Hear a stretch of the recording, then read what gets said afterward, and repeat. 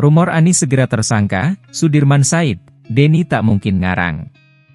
Mantan Wakil Menteri Hukum dan HAM, Denny Indrayana, menyebar rumor KPK segera mengumumkan perkembangan dugaan kasus korupsi Formula E dan Anies Baswedan segera ditetapkan sebagai tersangka.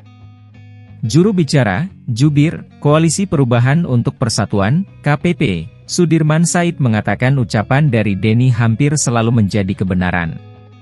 Profesor Denny itu hampir seluruh yang dikatakan itu menjadi kebenaran ya dia seorang intelektual, seorang akademisilah tidak mungkin ngarang-ngarang, ujar Sudirman di Sekretariat KPP, Kebayoran Baru, Jakarta Selatan, Rabu, 21 Juni 2023. Sudirman juga memberikan apresiasi kepada Denny karena ucapannya itu bisa menjadi peringatan.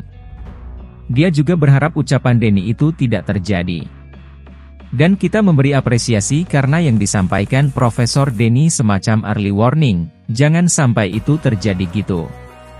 Dan kalau orang ditetapkan sebagai orang yang memiliki masalah hukum, betul-betul masalah kita hormati, tuturnya.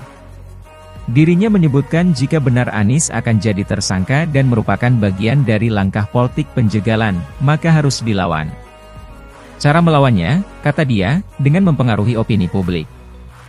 Tetapi kalau itu bagian dari langkah politik penjegalan orang atas hak politiknya itu harus dilawan. Dan cara melawan dengan opini publik karena ini ranahnya publik bukan pribadi, sebutnya. Sudirman kembali berharap bahwa hal itu tidak sampai terjadi. Dia mengatakan jangan sampai penyalahgunaan hukum tidak terjadi. Saya kira ini bukan karangan karena dari waktu ke waktu muncul keputusan macam itu. Dan sekarang dalam urusan KPK kita berdoa tidak terjadi begitu, ungkapnya. Sebelumnya, Denny Indrayana, menyebar rumor KPK segera mengumumkan perkembangan dugaan kasus korupsi Formula E dan Anies Baswedan segera ditetapkan sebagai tersangka. KPK pun buka suara atas rumor yang disebar Denny itu. Denny mengatakan informasi penetapan tersangka kepada Anies telah beredar di banyak kalangan. Dia menyebut status hukum itu sebagai upaya menjegal Anies dalam Pilpres 2024. Kabar itu sudah menjadi informasi yang beredar di banyak kesempatan. Bukan hanya saya, banyak yang sudah menyatakannya. Ferry Amsari, Zainal Arifin Mohtar, misalnya, dalam beberapa podcast sudah menyatakan, pentersangkaan adalah salah satu skenario pamungkas istana untuk menjegal Anies Baswedan menjadi kontestan dalam Pilpres 2024, kata Denny dalam keterangan tertulis kepada wartawan, Rabu 21 Juni. Menurut Denny, KPK telah melakukan ekspose di kasus Formula E hingga belasan kali. Dia menyebut ada anggota DPR yang menyampaikan bahwa Anies segera ditetapkan sebagai tersangka. Setelah KPK 19 kali ekspose, ini pemecah rekor, seorang anggota DPR menyampaikan, Anies segera ditersangkakan. Semua komisioner sudah sepakat. Makin terbaca, kenapa masa jabatan para pimpinan KPK diperpanjang MK 1 tahun.